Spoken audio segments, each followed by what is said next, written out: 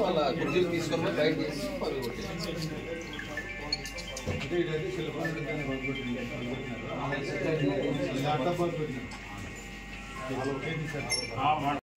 ఆంధ్రప్రదేశ్ స్వర్ణాంధ్రప్రదేశ్గా మార్చాలని అభివృద్ధి పథకంలో ముందుకు నడవాలని ముందుకు దూసుకెళ్తున్న తరుణంలో ఇలాంటి అరాచకాలు సృష్టిస్తే ఎవరైనా కానీ పారిశ్రామికవేత్తలు కానీ ప్రాజెక్టులు తెచ్చేవాళ్ళు కానీ భయభ్రాంతులు అవుతారు. మరి ఇలాంటి పరిస్థితుల్లో మీరు ఒక్కసారి ఆలోచించాలి. మేము కూడా వాళ్ళందరికీ హెచ్చరిస్తున్నాం, ఎవరిని వదిలిపెట్టే ప్రసక్తే లేదు. ఎవరైనా తప్పు చేస్తే కరెక్ట్ గురికి శిక్ష కావాల్సిందే అని కూడా మేము చెప్తున్నాం. ఇందులో ఎవరు ఉన్నా ఎవరు లేకున్నా పోలీస్ తనిఖీ నిర్వహించి కఠినంగా వాళ్ళు కఠిన చర్యలు ఇస్తుందని కూడా మేము అందరూ తెలియజేసుకుంటాం.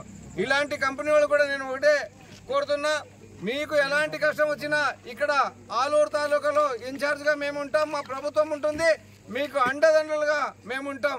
ఎవరికి భయపడేది రౌడీ మూకలు కానీ ఎవరికైనా భయపడే ప్రసక్తి లేదని కూడా మీకు అందరూ తెలియజేస్తున్నా. ఎందుకంటే ఈరోజు ఈ 2024 నుంచి 29కి దాదాపు 200 నుంచి 250 విండ్ మిల్లు మళ్ళా వస్తున్నాయి. మరి ఇలాంటి తరుణంలో ఇలాంటి గొడవలు సృష్టిస్తే వాళ్ళు ఏ ధైర్యంతో వేస్తారు? ఒక్కసారి ఆలోచించాలి. మనం విండ్ మిల్ వచ్చిందంటే పరోక్షంగా ప్రత్యక్షంగా చాలా మందికి ఉపాధి కలుగుతుంది. అందులో మనకి కరెంటు ఉత్పత్తి అవుతుంది. ఈరోజు మనం బొగ్గుల ద్వారా చేసుకోలేని పరిస్థితి, అదేవిధంగా సోలార్ ద్వారా కూడా రాబోయే కాలంలో వస్తుంది. మరి ఇలాంటి అల్లరి ముక్కల్ని ఉపేక్షించలేదు, ప్రభుత్వం కఠిన చర్య తీసుకుంటుంది. నేను కూడా వాళ్ళందరికీ హెచ్చరిస్తున్నా, ఎవరైనా రౌడీ ముక్కల్లాగా ప్రవర్తిస్తే మీరు వారిని అనుభవించాల్సిన పరిస్థితి మీకు వస్తుందని కూడా హెచ్చరిస్తూ నేను ఈ రోజుతో ముగిస్తున్నా. ఇట్లు వీరభద్ర గౌడ్, ఆలూరు టీడీపీ ఇన్ఛార్జ్.